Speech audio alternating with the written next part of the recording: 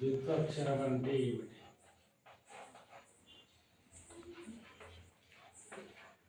సంయుక్తాక్షరం అంటే ఏమిటి? సంశ్లేషాక్షరం అంటే ఏమిటి? ద్విత్వాక్షరం అంటే ఏ హల్లుకు అదే హల్లు వస్తుంటే ద్విత్వాక్షరం. ఏ హల్లుకు అదే హల్లు వస్తుంటే ద్విత్వాక్షరం. ఉదాహరణకు అక్క, కా అనేది కాళ్ళు, దీనికి ఏమవుతున్నది? మళ్ళీ కావచ్చే ఉన్నది కనుక దీనికి ఇదే వస్తున్నారు. అప్పుడు దీన్ని మనం ఏమంటాం? ద్విత్వాక్షరం అంటాం. ఇంకో చూసినట్లయితే అగ్గి అని ఉంది, గాకి ఏమవుతున్నది? గా అవుతుంది. ఇట్లా ఈ హల్లుకి ఈ హల్లు వస్తుంటే దానిని ద్విత్వాక్షరం అంటారు.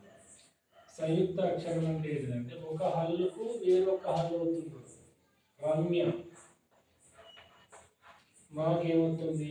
యా అవుతుంది. మా అనేది వేరే హల్లు, యా అనేది వేరే హల్లు కనుక ఒక హల్లు వేరే హల్లు అవుతుండడం సంయుక్త అక్షరం. ఇంకొకటి ఏంటంటే నవ్య, మాకేమవుతుంది? యా అవుతుంది. సంశ్లేషం అవుతుంది. ఒకటి కంటే ఎక్కువ హల్లులు వస్తుంటే దాన్ని మనం సంశ్లేష అక్షరం అనాలి. ఉదాహరణకు స్త్రీ,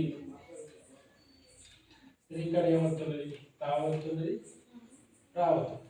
ఒక అంతరం కంటే రెండు హల్లులు ఉంటే ఎక్కువ, ఒకటి కంటే ఎక్కువ ఉంటే సంశ్లేష అక్షరం.